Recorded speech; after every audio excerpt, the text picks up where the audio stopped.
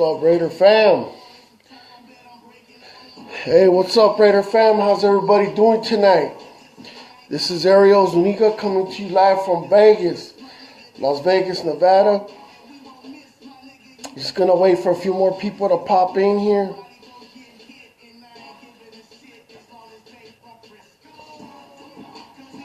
What's up, Raider Nation? I see people popping in and out.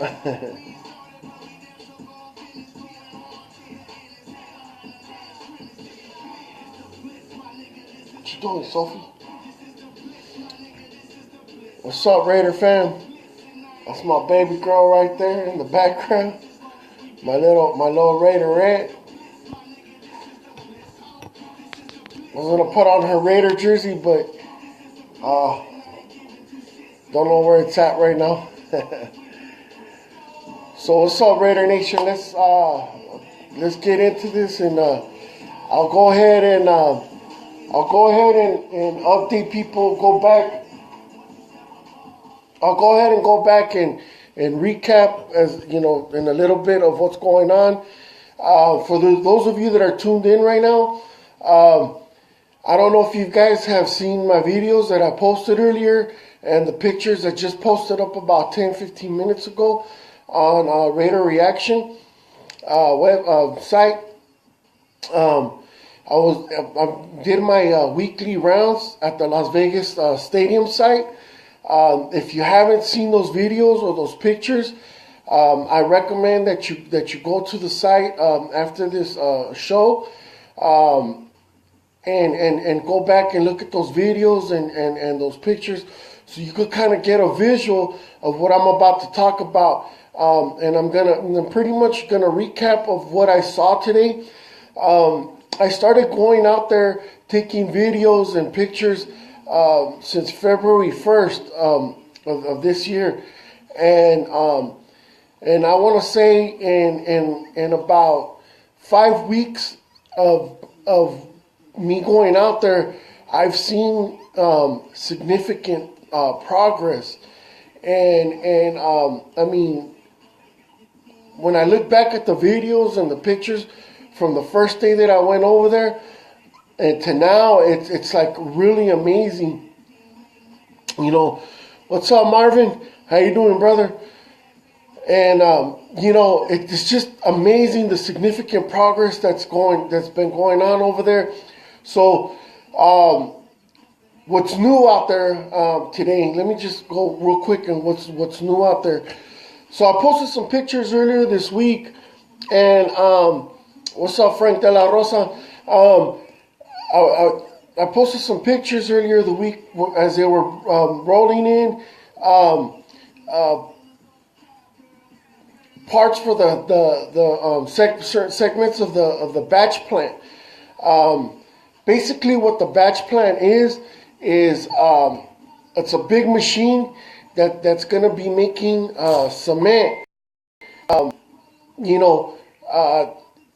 On site, and this is going to save the Raiders and Mortensen Company a lot of money on the construction, on the sale and production of cement. It's also going to provide them quicker access to the cement, so when they start pouring cement inside of the stadium, it's going to be a constant flow of pouring. So they're installing that right now. They're almost done installing the batch plant. So you know, that's a significant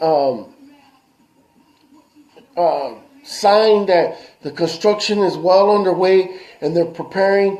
So as soon as they're ready for the foundation and they get all that rebar in there, they're just gonna, you know, go crazy pouring cement inside the site, and you know, to set the foundation.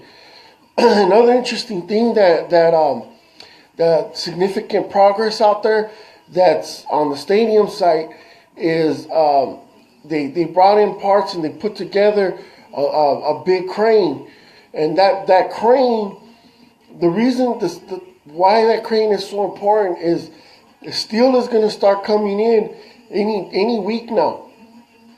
They said that this month we're going to be seeing a significant amount of structured steel coming in. The structured steel is an American-made product. It's coming from Wisconsin, I believe. It's being manufactured in Wisconsin, and they're going to be shipping it out here to Vegas, and so they got one already assembled, and there's another one on site that still needs to get assembled.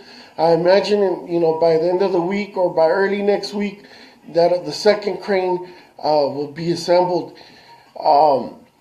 They stopped digging or excavating southwards. Now they're excavating towards the west.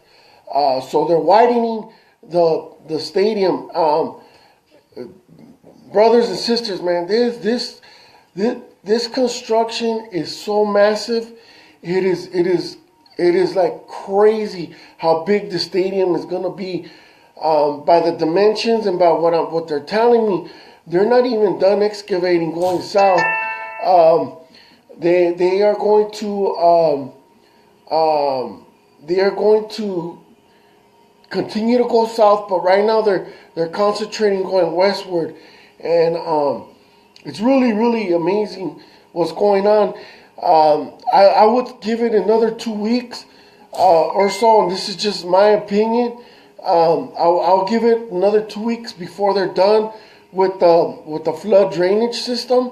Once they're done with that, then all that manpower, they're gonna go ahead and move that manpower down to where the actual field is gonna be. Yeah, Johnny Chavez, what's up, brother? UNLV Stadium. Hey, bro, nice to see you on here. I know you were hating on the project earlier, calling it UNLV Stadium, whatever. That's all good. You could call it what you want. You're not offending me, brother. It is going to be the Las Vegas Raiders Stadium. They're the ones that are putting most of the money in there. They bought the land. They're putting the most of the money for the construction. So no, it's really Raider Stadium, because Mark Davis is not only going to profit from Raider games, but the Raiders organization actually owns Stadco. And Stadco is the stadium events company, which means the Raiders, in order to be in compliance to corporate law and the NFL guidelines, they had to create this separate entity, which is called Stadco, the Stadium Events Company. So Mark Davis essentially is going to be making money off of every single event that's non-UNLV related. International soccer games, boxing fights, concerts, monster trucks, super motocross, anything you can think of that's going to be out there. Raiders are going to make money off of that. So no, it's not a UNLV stadium. It's actually the Raider Stadium. So thank you, Johnny. God bless you. And that's the truth and the reality of it. So going back to the stadium, the construction, it's like I said, they're drilling holes. They're continuing to drill holes to take core samples, and they're also using those holes and dropping in cylinder-shaped rebars. They're about 30 feet in length, and they're about 1.5 to 2 feet wide in diameter. And basically, they're dropping these all over the stadium right now. And they're filling them up with concrete, and they're going 60 feet down. And basically, what they call this is they're called caissons. Caissons is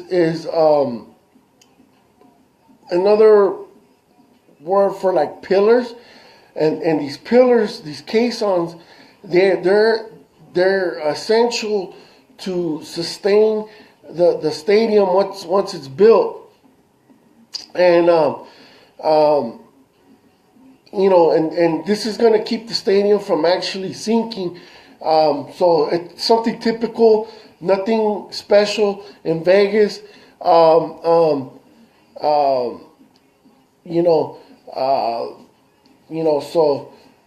well, actually, Johnny, we don't know what it's really going to be called because somebody's going to buy the naming rights, which is going to be more money for the Raiders. But for right now, it is the Las Vegas Raiders Stadium. So, anyways, nice try again, Johnny. Raiders do own that stadium. Raiders own the stadium events company. So yeah, it is the Raider Stadium until they actually have somebody buy the naming rights. They may have the naming rights, but it's owned by the Raiders. So nice try, Johnny, once again, and nice fail. Anyways, what's up, Michael Guerrero? Welcome to this show, whatever you want to call this, but I'll be doing this every week, every Wednesday or Thursday. I will be giving you guys live footage of the construction. I will be giving you guys pictures of the construction. I'm working on getting access to getting inside the actual stadium so I could take better pictures and video for you guys, so you guys can continue seeing the ongoing progress in the construction. There's a lot of rumors out there. There's a lot of false information out there. And I'm just here to show you guys, because one thing is talking about it, but to actually prove it by providing videos and pictures, is another thing. And, me living out here in Vegas, I'm fortunate enough to be able to go and see that for myself whenever I want. But for you guys that for those of you that are from the area, I'm doing this for you guys so you guys can see the progress and stuff. What's up, Tito? So I'm doing this for you guys so you guys can see that, so you guys can get factual information and stuff like that. Once again, if you're just tuning in, on the page, I did go ahead and post the videos and pictures of today, of the construction. So that's what I'm talking about right now. Other than that, it's I don't know. I think they got one more month of digging. Thanks, Mike. I really appreciate that. And I do it for you guys. And I got nothing but love for Raider fam, and I'm doing it for you guys. And I'm not gonna, unlike some of these haters that like Johnny that throwing out dumb comments. I'm not gonna sit here and bash Oakland. Truth is, I prefer them to stay in Oakland, but City of Oakland and Alameda County politicians dropped the ball for many years. They didn't have a viable plan. They preferred the A's over the Raiders. They had the right and the opportunity to exercise a clause in the A Stadium lease agreement by knocking it out and voiding the lease and selling the land for the Raiders to develop it, and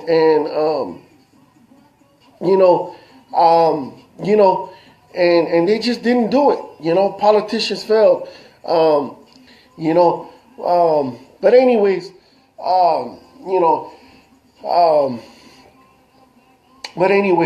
well, Johnny, look, you know what? I don't make the rules. You don't make the rules. You're not an owner. You're not part of the process. I'm not part of the process.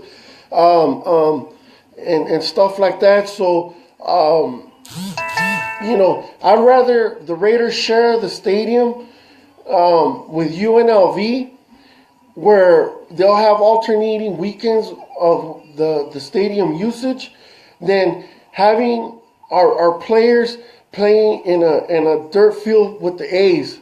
You know what I'm saying? So, I mean, they're sharing the stadium with the A's right now. And for the first 6 to 8 weeks, we're playing in a dirt field. So, I'd rather share with UNLV.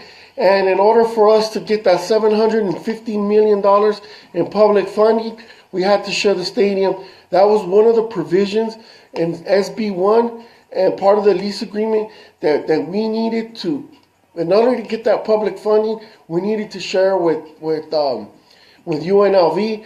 It's no big deal. Raiders shared Coliseum with USC. Raiders are sharing stadium with the A's, so I don't even know why that's even a big deal. And anyways, going back to the stadium, so there's significant progress. I'll be out there next Wednesday or Thursday to take more pictures and video. So look for me then. I'll be out there, around noonish, and I'll take pictures for you guys and videos. Now I want to go back to the stadium, the lease agreements. So if I'm correct, the politicians, the Stadium Board Authority signed off on all of the lease agreements, all of the different agreements with a few things pending. The majority of it is correcting a word here, punctuation there, and shit like that. The only thing that is hindering, or not hindering, but the biggest hurdle is the biggest hurdle right now with the agreements is the final cost analysis. What is it going to cost to build this stadium? Raiders and Mortensen Company, with the developers, they're all working together to get that final cost analysis. They gave it a $1.8 billion, $1.9 billion estimate, but that doesn't mean that's going to be the actual cost to build this. I found this out that $100 million of that is to go towards the practice facility and headquarters, and the rest of it is to go to the actual construction of the stadium. And they went with a higher preliminary cost in order to have that overage buffer. But the actual cost that they're estimating right now for the actual construction cost, they're looking at a 1.5 to 1.6 billion dollar versus a 1.8, 1.9 billion.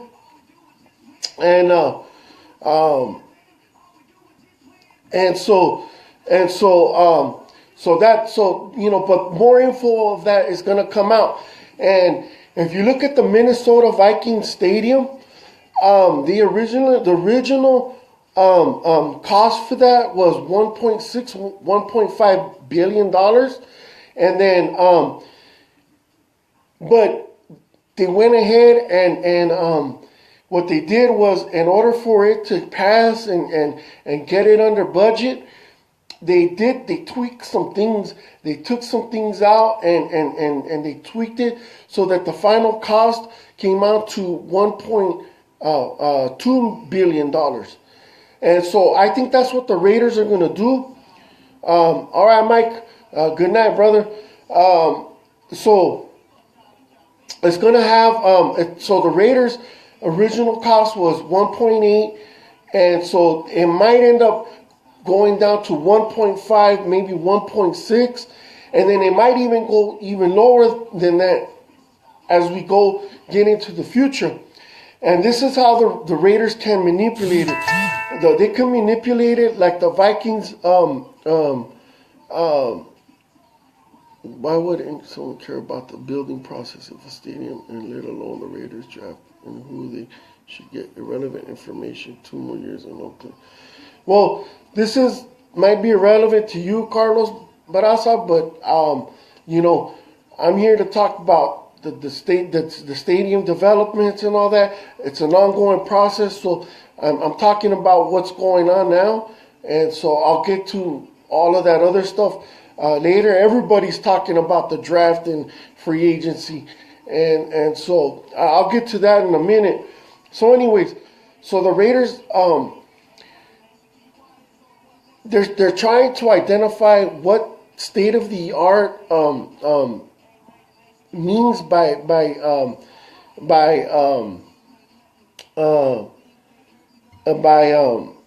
definition. And so when we open up, it might not have all of the bells and whistles that the stadium is going to eventually have. By 2020, they have to meet certain guidelines by 2020, and then they'll have 3 years. If they're granted the Super Bowl in 2023, they will have 3 years to add the majority of all of the other bells and whistles, and then they'll have to have it like completely done by 2025.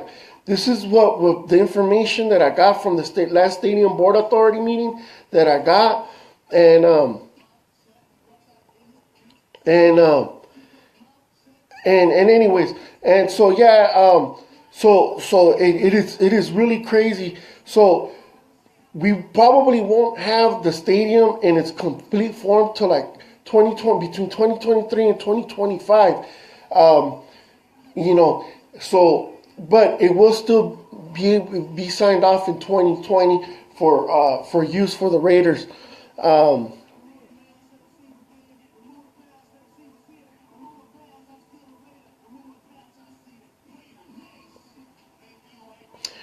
Well, you know what, brother? I'm saying Las Vegas Raiders Stadium because, it's the Raiders are approved to move to Vegas. The stadium is in Las Vegas, so that's why I'm saying Las Vegas Raiders Stadium. If I'm talking about the Raiders or in Oakland, I say Oakland Raiders or O.co, Oakland Coliseum. I don't know what the big deal is. We are Raider Nation. You know what I'm saying? It doesn't matter. Doesn't matter where you're from. It doesn't matter. Hey, you know what? Everybody be claiming their city. Knights of the Shield, they have different chapters up and down Cali, Fresno, LA, San Diego, different chapters. Each chapter represents their city. What's wrong with representing your city where you're from? I don't see no problem with that. But anyways, I'm done with you, John. I'm not even gonna listen to you anymore. But anyways, so I will be at the Stadium Board Authority meeting. I thought that there was gonna be one on the 15th, but I guess it's not gonna be there. They're not gonna have it on the 15th, and it's gonna be moved on to later on in the month. So more updates on that. Now I'm gonna get into a little bit of free agency, and I'm like, there's so many rumors out there of players that we might get. Cornerback Tremaine, what's his name? Fuck, I can't even think now. Tremaine, Anyways, the cornerback from the Rams. Now we're rumored to get Seattle's cornerback. We're rumored to get Mo Wilkerson, but Mo Wilkerson is looking to sign with the Packers. The one that's looking that might come to fruition is Gerald McCoy from Tampa Bay. They're saying that they're offering they're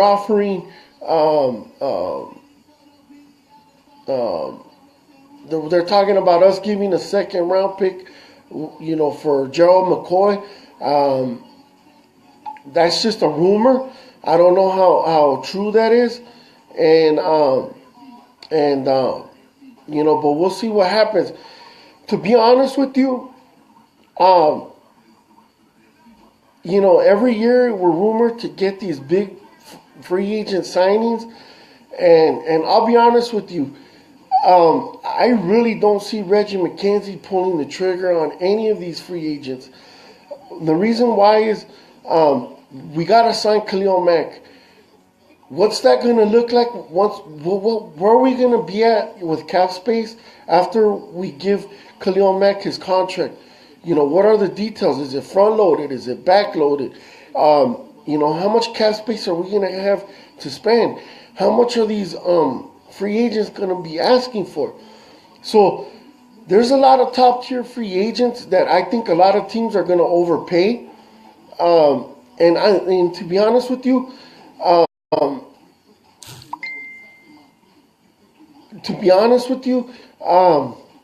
Reggie McKenzie is not the type of person to spend a lot of money on top tier free agents, and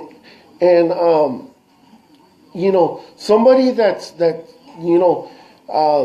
to understand, the only time you go after a top tier free agent is two reasons. One, if you have the cap space, and two, if you're ready to be a contender for the Super Bowl. I honestly do not think right now we're in contention for a Super Bowl. I think that we're in contention for a playoff spot, but for Super Bowl contention, I think with the whole new coaching staff and having the young players we have, they all have to learn the new terminology, the new playbook, and with the coaching staff not being able to work with them right now because of the collective bargaining agreement, I don't think that we'll be able to sign. I don't think it's smart to sign a lot of these top tier free agents. So with the 11 draft picks that we got, I think we're gonna go after a lot more young talent.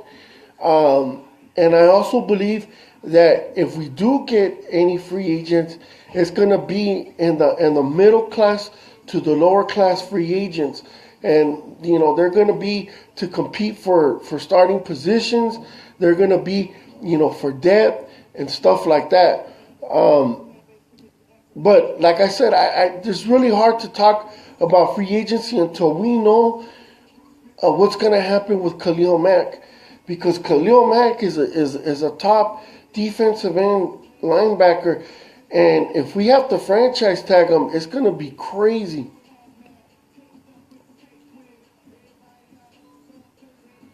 Well, do I think Gruden has more power over McKenzie all across the board? Well, okay, with free agency, like I said, I don't know. I mean, I think Gruden is going to say, here's the list of players I want in free agency. These are the list of players I like in the draft. But, you got to look at what these free agents are asking for. You got to look at how much these guys are asking for.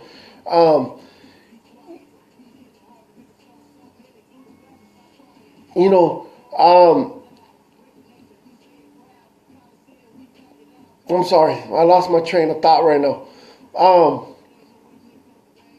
It all depends on what these free agents are asking. I mean, they might say, you know what, fuck it, I want to go to a team that's going to compete.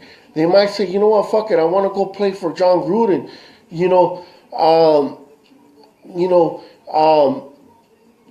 And they might give us a friendly deal, a deal that works for them and for us, But nowadays, a lot of these players are looking to make that money, especially when they've been in the league, for 5-6 years or more. They're going to be looking to make that money, especially when they're leaving their college salary, their rookie salary, they're going to be looking to get paid. And really, sometimes, the players that want to go to a team that's in contention are the players that are willing to take like a pay cut are your veteran players that are like that still have some gas in the tank, but that are are on their way out of the NFL. Those are the players that are going to give us give a team in contention a discount.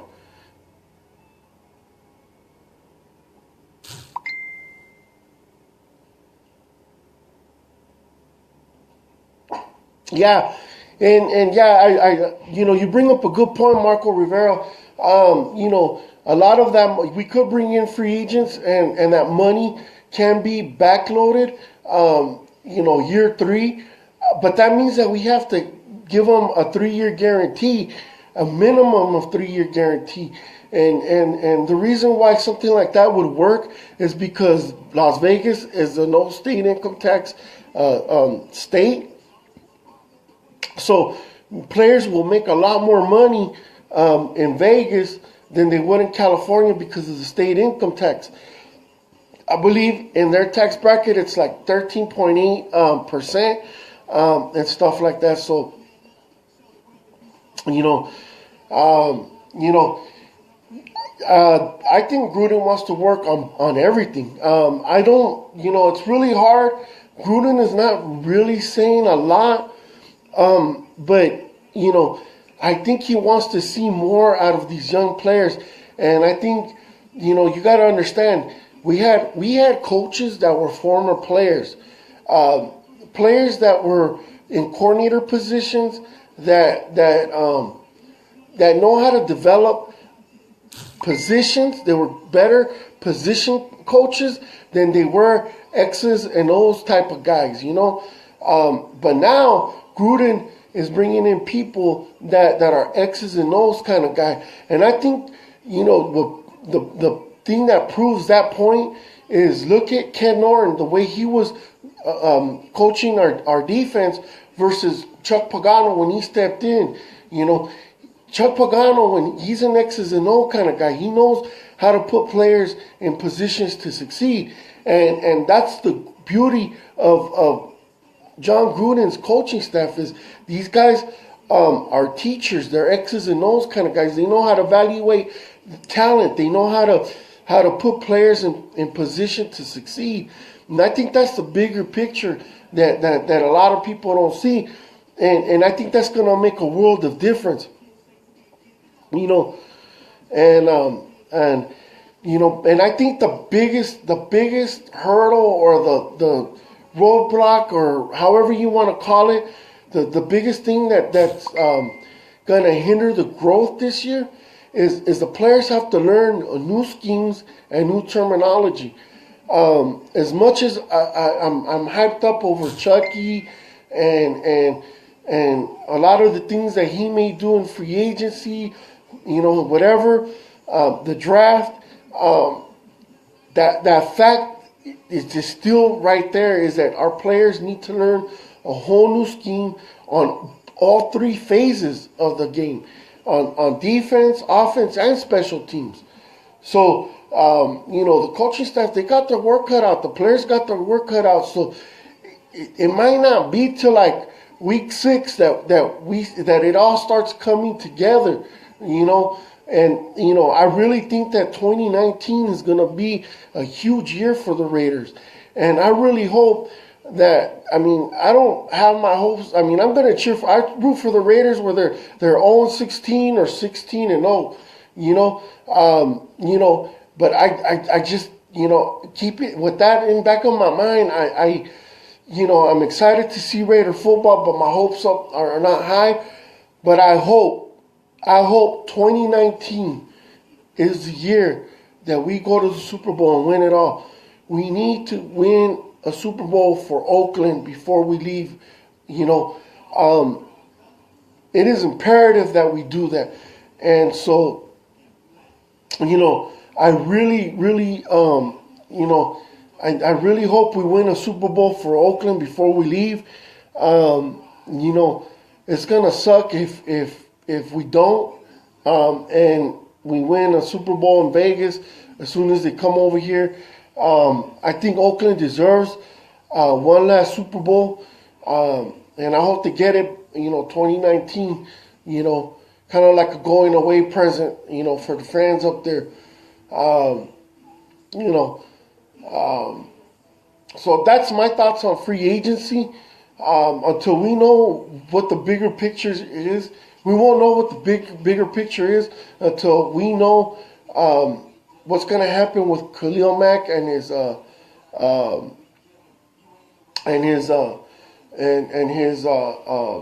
contract and stuff. Do we franchise tag him, or what kind of money's left over if we don't? With his contract, Johnny. So did Al Davis. Al Davis came from SD, from the Chargers. He was a position coach for the Chargers, and look at what he became, brother. So I don't know.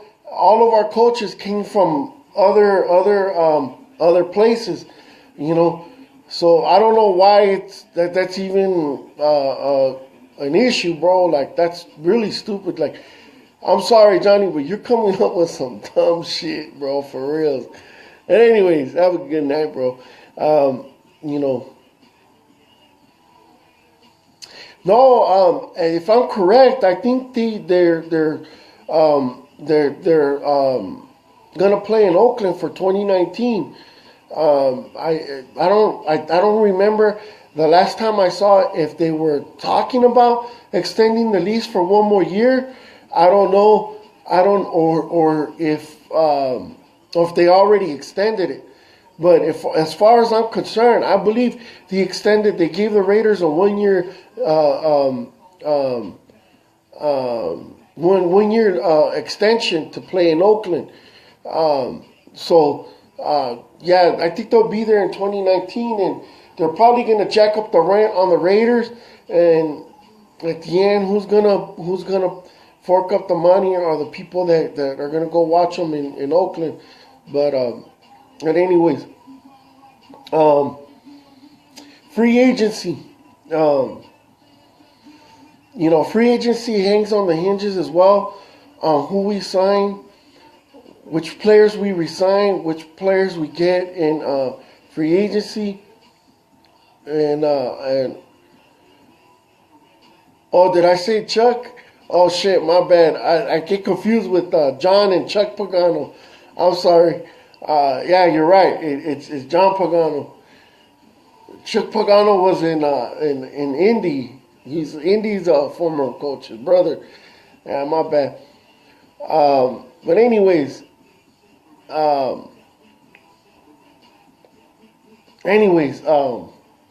free agency, man. I've been looking at players, man, who we might draft in all the rounds, and it's really crazy, man. I don't know who we're gonna draft, man. You think about it. I heard Roquan Smith has an injury from going back from high school, and it's a reoccurring nagging injury, and I think a lot of teams are shying away from him. I don't know exactly the nature of the injury, but I think he's going to fall on some draft boards. And who knows, man? Who knows what's going to happen? But Roquan Smith is there. People are talking about Tremaine Edmonds, another versatile player. That guy right there, I think if he's there at when we pick, I really believe that's the guy Reggie McKenzie is going to pick, because Reggie McKenzie loves versatile players. And Tremaine Edmonds is one of those players that can play outside linebacker, he could play inside linebacker, he could play defensive end, and he can even play defensive tackle. And, during passing downs, he could play defensive tackles to rush the quarterback right there. So if Tremaine Edmonds is there, I see the Raiders picking up Tremaine Edmonds. Other two players that are there that I like at the number 10 spot is Jerome Payne and Villa Vega. Those are other two names that we can't sleep on them. You know, um, so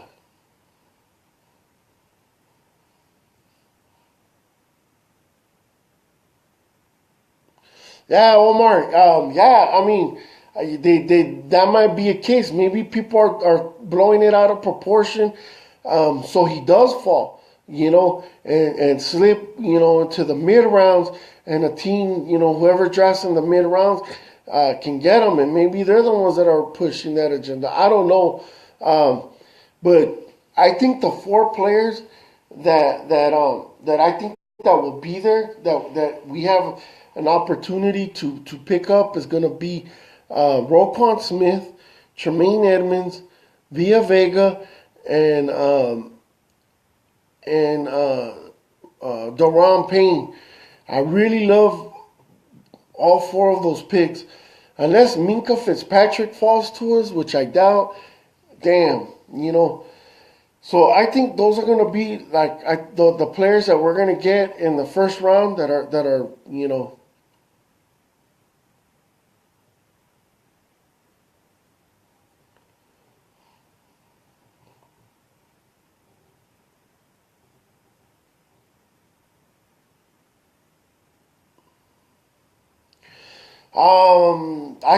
I thought beast mode.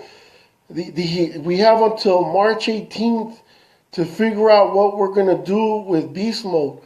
I believe that if we don't sign beast mode by March 18th, and correct me if I'm wrong, anybody correct me if I'm wrong, but I think beast mode is time sensitive, because if we don't figure out what's gonna happen with beast mode by March 18th, um, um, he's we're gonna have to pay him, like start paying him roster bonuses and stuff like that, money that's gonna affect us, in the cap. So I don't think I think it's gonna be uh,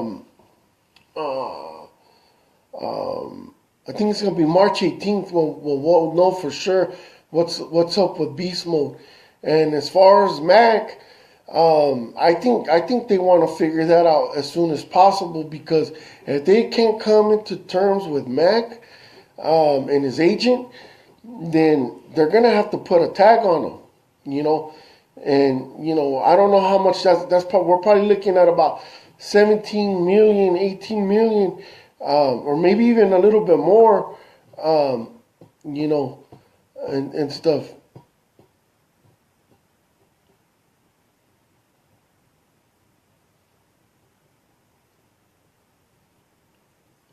Yeah, he may not be able to talk to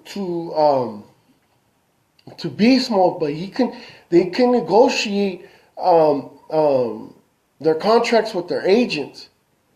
Um, so they can't talk directly to the player, but they could talk to the agents. Um, you know, we're allowed to talk to our agents and all to their agents in order to re-sign our own players. But yeah, you're 100% right. We can't talk to the players, but we could talk to their agents. And as a matter of fact, you know, they just submitted an offer last week to Mac's agent, and and they're just waiting to hear back from that. So, like I said, um, that already contradicts what you're saying. You know,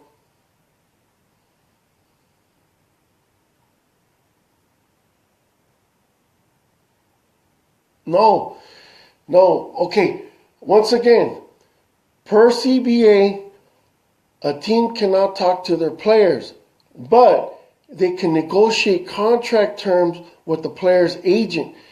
Last week, the Raiders submitted a contract offer to Khalil Mack's agent. Okay, Khalil Mack's agent can go and talk to Khalil Mack. Hey, this is what the Raiders are offering.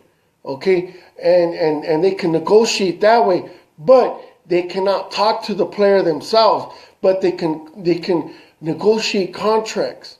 Okay, so it is it is what it is. Like I said, there's loopholes, and that's the loophole right there. Like I said, they can't talk to the players, but they could talk to their agents, especially if they're on the team.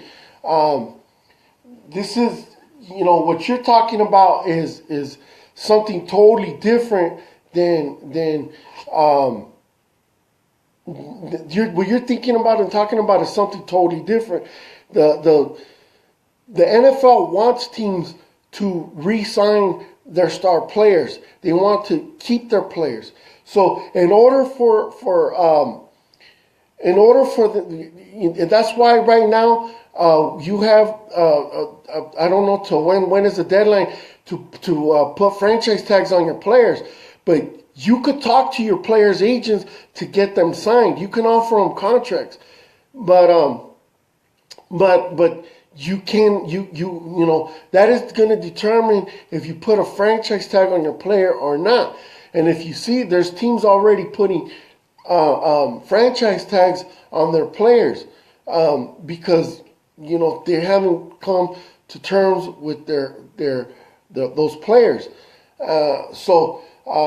Like I said, last week the report came out and it said that the Raiders submitted an offer to Khalil Mack's agent, and right now they're waiting for their agent to discuss those contract terms with Khalil Mack. If they accept, great. If they don't, then they go back to the thing. Again, I'm going to repeat to you one more time. They cannot talk to the players, but they can negotiate contract terms with the player's agent.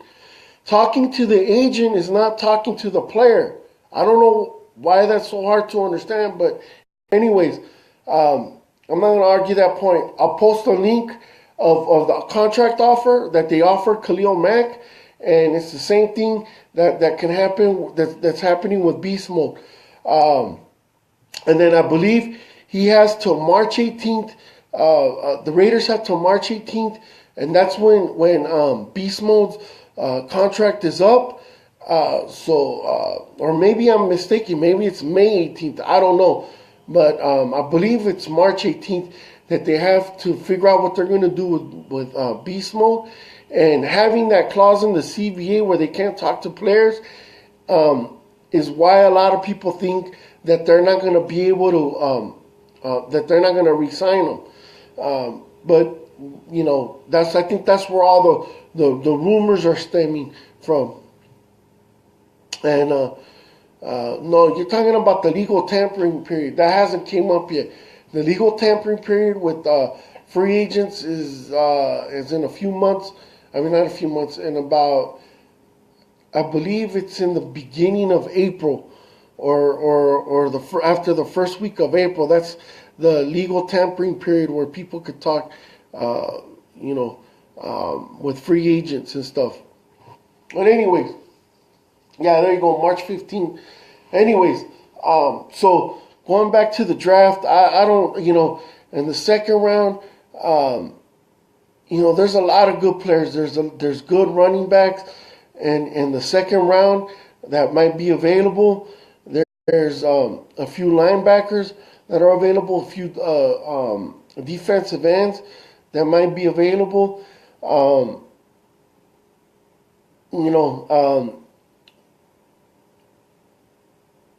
If we pick up a running back, I like what's his name? Nick Chubb's from Georgia. He's a good running back.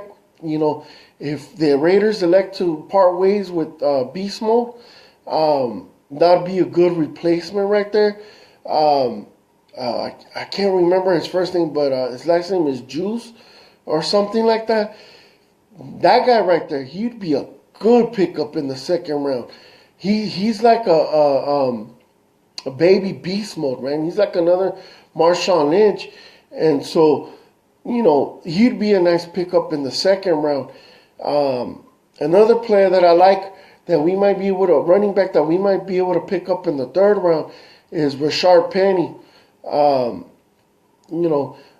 Rashard Penny is another running back that's good out of San Diego State University.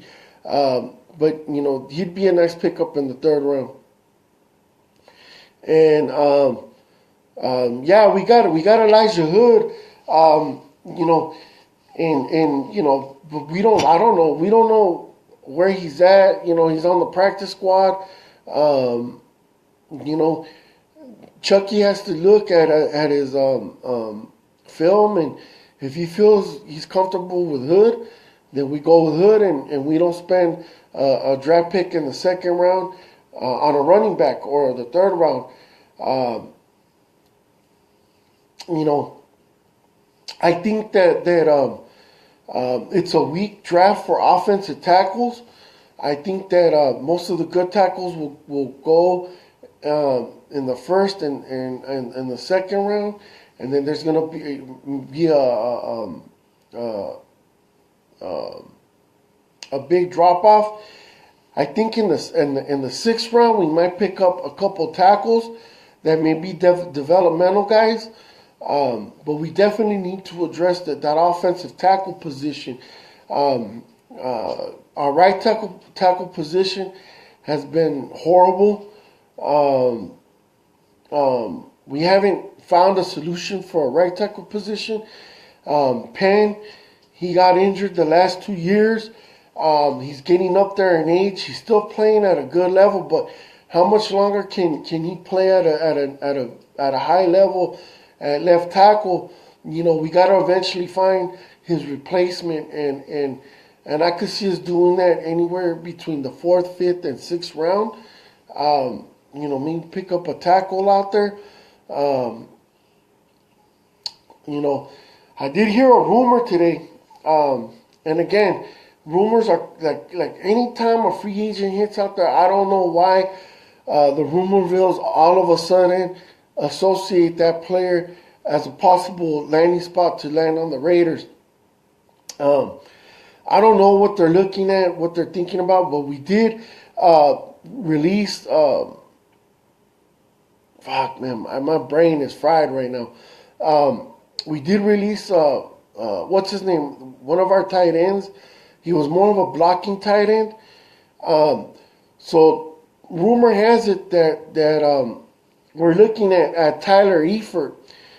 He might be a possible candidate to come join the Raiders as well.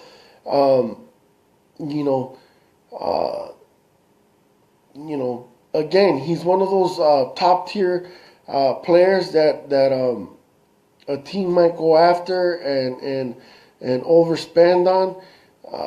So we'll see how it plays out. And like I said, as far as free agency goes, I think the biggest factor is Khalil Mack's contract. Khalil Mack's contract is the one that's gonna allow us to give us a clearer picture of what we can do in free agency. And I saw that today. Kondo was released today, man. Gave out a nice farewell letter. So like I said, we might go after a long snapper in the 6th round. I think in the 6th round, don't be surprised if we get 2 to 3 offensive linemen in the 6th round.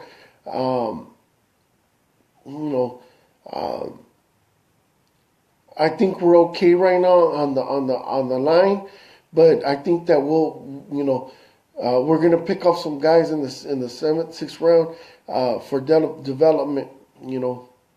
All right, Tito, you have a good night, brother. But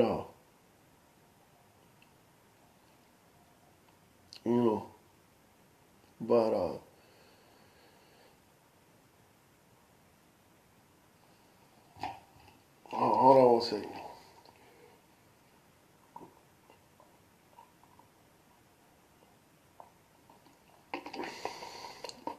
Hey, thanks, Tito.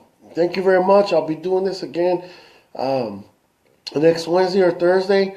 I'll be out there at the Las Vegas stadium site, and I'll be right there, taking pictures and more film. Continue to give you guys breaking news and coverage. So thank you, bro. I really appreciate that. I hope to get better each time I come live, man. I'm new to this, so bear with me, guys. I'm going to try to do some special things. I'm going to try to get JCino out here to do a live show with me. I'm going to try to get a few other things going on, other than just talking pure Raider football, talk about other stuff that's going on the fan base level.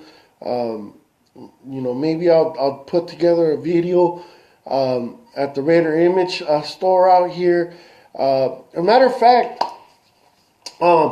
if my sources are correct, that there is not going to be a Stadium Board Authority meeting next week, I think that I'm going to really take my time and take live shots, not only at the stadium site like I did today, but I'm also going to go to the Valley High golf course area. I think if don't quote me on this, I'm letting you guys know this is my opinion right now. Okay, this is not factual. This is my opinion. Okay, I really believe there's rumors going around that they've been going around for several months now. The Raiders are looking to purchase 55 acres of the northern half of the Valley High golf course. Okay, Valley High golf course was one of the possible sites for the stadium, but because it's across the street from the airport, they figured that they might have issues with the FAA, especially because it's more closer to the south end of the airport where planes take off, and they didn't want the lights and the height of the structure to get in the way or to cause any kind of obstruction as far as viewing on takeoff when the plane takes off. And so I think that's why they chose where they're at now. But the Valley High golf course is probably 50 yards from the stadium. Maybe even a football field, maybe 100 yards from the stadium. It's like a 5 to 10 minute walk from the stadium, and if I'm correct, it'll hold. It's 55 acres, and it's gonna be nothing but flat parking space, and I believe that they will be able to hold up to like 12,000 parking spaces, and people are going to be able to tailgate right there if they want. And then I'm going to go next week and not only take pictures and video of that property, but I'm also going to go up north a little bit, across from the Mandalay Bay area, just so you guys can get an idea of properties that are very close to the stadium, where people could park for the games and other events, any event at the stadium, and walk towards the stadium. Like I said, it'll be like a 5-10 minute walk, but you'll be able to tailgate and stuff like that. Just to give you an idea of the proximity of how close it is to the stadium, and how parking is not really going to be an issue. Going back to the Valley High property, there are some legal issues that that is making that process take a little bit longer. And it's not legal issues against the Raiders. It's with Clark County, the federal government, and the current leasee of the stadium. I mean, of the Valley High property, and so I think that's what's taking that right there a long time to confirm. But Raiders got till September, till September to figure the parking situation out. But I do know that Mark Bedane and the Raiders are really, really working hard to get that solved for everybody, you know.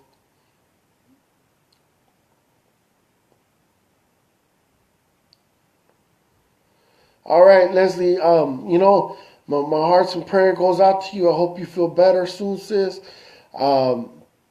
You know, get rest, drink plenty of fluid, chicken noodle soup. You know, but no problem, sis. You know, I do this for Raider Nation, and thanks for all your support, sis. Much love and respect for you. Now that it's warming up, you know, I'll probably have a barbecue. You know, and have Raider Nation come out here and barbecue, and you know, have everybody jump in the pool. If and when that happens, you know, you and your family are always more than welcome here and stuff. The last thing I want to talk about. So, you know, parking is going to be an ongoing issue. When I get more information about that, I'll talk to you guys about it. But the last thing I want to talk to you guys about is if there's anybody out there that is into construction, and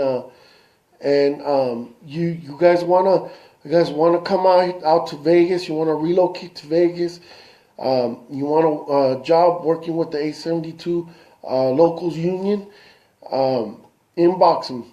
I can give you information on who to contact. One thing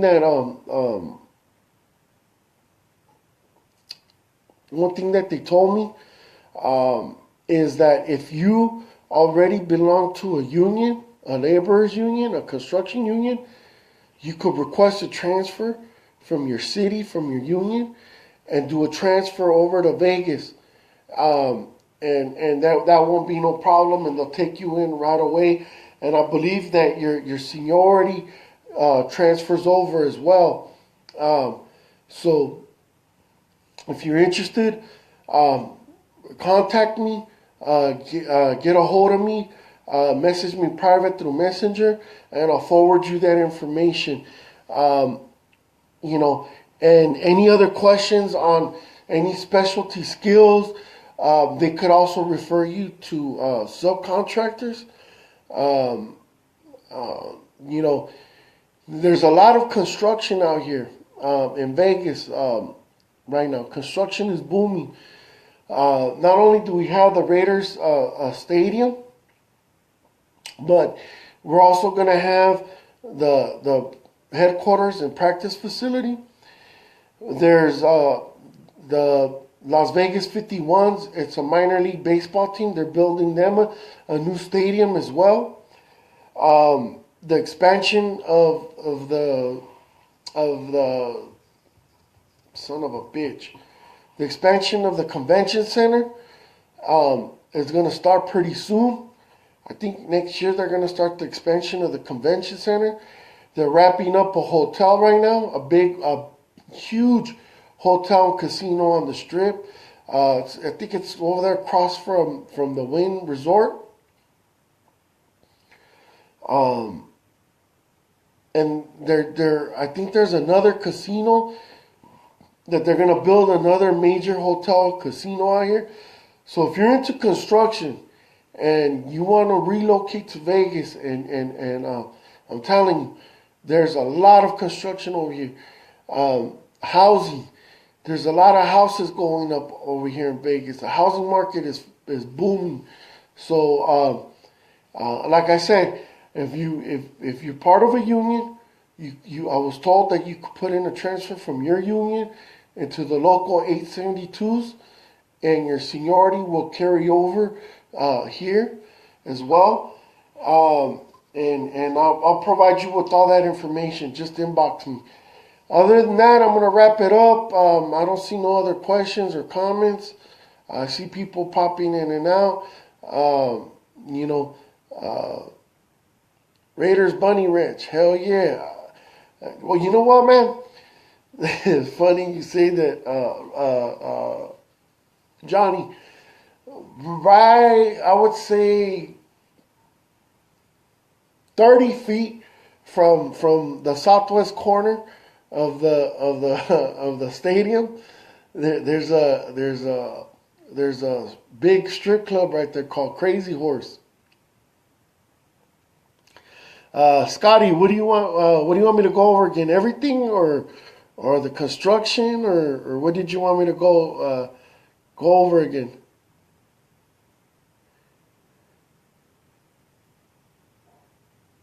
Okay, damn. All right, shit. Okay, all right. I'm gonna try to just speed it up. Do a quick recap on everything I talked about. Okay, if you haven't seen the pictures or the videos, I posted. I want to say 4 videos and one post with a bunch of pictures on the page. I took pictures of the, giving updates on what's going on at the progress of the construction site. So check that out and check that out. I also talked about some of the lease agreements, the cost of the stadium, how it might not go, the Raiders, they projected 1.8 billion, but the actual cost might come out to 1.6. That was the last update that I got. But the Raiders are working with Statico and Mortensen Construction Company to figure out the numbers. So the final cost might be at 1.6, but they might drop it down when it's all done. It might even drop down to about 1.5, 1.4, and basically what they're gonna do is by the time 2020 comes, it won't have all the bells and whistles that it's gonna meet the minimum requirements to be defined as a state-of-the-art stadium, and they'll have 3 years, 3 to 5 years. I can't remember what they said. 3 to 5 years to add those bells and whistles after the 2020 season. So construction and modifications will come in after. So, the notion that there might be overages, well, I don't really think that's going to happen. I think that it's going to come under budget for that reason. That's what happened with the Minnesota Vikings. They went under budget and they barely met the minimum requirements of a state-of-the-art stadium. And then they started adding, little by little, they're adding different things, better quality escalators, elevators, etc., to make it more of a state-of-the-art stadium and whatnot. And then other than that, I talked a little bit about free agency. I think basically a lot of the I think that we're not going to make a lot of big splash moves like a lot of people are hoping that we're going to make. A lot of these players that are rumored to be a possible landing spot for the Raiders, I don't think it's going to happen because I think a lot of other teams with more cap space than us is going to offer them money, a lot more money than we are, and they're going to go to them. The two names that are right now strong candidates are Gerald McCoy. I heard that we might give him a second-round pick, Tampa Bay a second-round pick, and we might bring Gerald McCoy. Another name that popped up because we did let go of our tight end, one of our tight ends this offseason. They're saying that there's mutual interest between the Raiders and Tyler Eifert. They released Tyler Eifert, so that'd be a nice pickup if we can get him. But other than that, I think we'll get more of middle to lower tier free agents, if anything. Reggie McKenzie is not a big spender in free agency, and so I don't see nothing changing, even though Gruden is there. I don't see nothing changing with that. With the draft, I think the obvious names are out there. I mean, you look at need and best player available. Four names that stand out to me are Roquan Smith, Tremaine Edmonds, Daron Payne, and Villa Vega from Washington. But I think a lot of people want Roquan Smith, but he does have an injury, and I think they're blowing that more out of proportion than anything else. But I think Tremaine Edmonds is very versatile. He can play inside linebacker, outside linebacker. He could play defensive end and even defensive tackle in passing rounds. And so he's a very versatile player. And if you look at a lot of players that McKenzie drafts or picks up, he likes players that are versatile. Khalil Mack was a linebacker, but we've been using him at defensive end. He's versatile. Bruce Irvin is versatile. You look at Obi Melifonwu, he's a safety, but he could also be a slot corner. So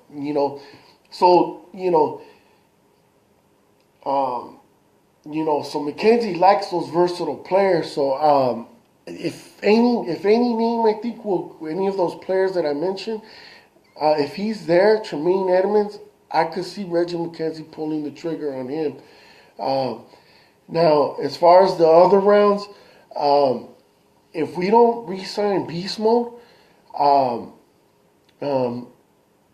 I could see us going after Nick Chubb in the second round, or I can't remember the Auburn running back, or I can't remember his name, Gary and Juice or some shit like that. Juice, he's a beast mode type runner. So I could see us going after him in the second round if we don't re-sign beast mode. He should be available when we pick in the second round. Other than that, I really don't know where we're gonna go. Third and beyond. I do believe we need to address our linebacker position, our defensive end, our defensive tackles. Our cornerback. So I see us going after those positions. But a lot of the one position that nobody is talking about is the offensive tackle position. Our right tackle position, we just haven't found a solution at right tackle. And we haven't found, and then we got to find somebody to replace Donald Penn. Donald Penn is starting to get injury prone, and he's also getting up there in age. So we need to start getting somebody, even if it's a developmental player that may take up to 2-3 years, about 1 to 2 years to develop. Somebody we can get like in the 4th round or in the 6th round, I don't know, but for my first 2 rounds, those are the players that come to mind. So that's really what I recapped. And then also, the last thing I talked about was if you or anybody that's into construction, and would like to relocate out here to Vegas, inbox me or have them inbox me, and I can give them information on who to talk to. if they belong to a union, they could put in a transfer from their union, and their seniority will transfer over and all that. And if they don't belong to a union, I can get them, the information for the union. And if it's a specialty skill position, they will help. They can help people, refer them to subcontractors and stuff like that. So basically, that's all I talked about today, all in a nutshell. But I ain't got nothing else to say for right now. I'm going to go ahead and wrap this up. I got to meet some friends that are here from San Diego. Yeah, no problem, Scotty. Anytime, brother. Anytime, man. Once again, I'll be out there next week, next Wednesday. Most likely next Wednesday, I'll be out there again, taking more pictures and more videos. I'm going to be doing that weekly, and then recap on the progress of the stadium and stuff like that. I do got a special announcement. I'm not going to announce it just yet, but I got to meet some people pretty soon here, and it's a pretty big deal. I'm going to get interviewed for, well, not really interviewed, but talk about joining a group out here where I will be privy to a lot more information, a lot more access to the stadium site to take pictures and videos from the inside. But I don't want to really say no more than that until I meet with this group and see what they got to offer. And when that happens, I'll go ahead and announce it to you guys, and it'll be great for the page, great for Raider Nation, because I'll be able to get breaking news and access to a lot of other things for me to report to you guys. Not from the horse's ass, but from the horse's mouth themselves. And I'm talking about Mark Bedane, politicians, people from the Raiders organization, and people from the laborers union. And, I'll just be privy to more information and granted access to more things regarding the Raiders and the stadium development and construction. But other than that, I ain't got nothing else to say, man. I'm going to go ahead and end this video here. You guys have a good night. Go Raiders. Much love and respect to everybody, to all my brothers and sisters. And if we don't get it done 2018, man, let's get it done 2019. And let's win one last Super Bowl for Oakland. All right? God bless. Good night. See you guys later.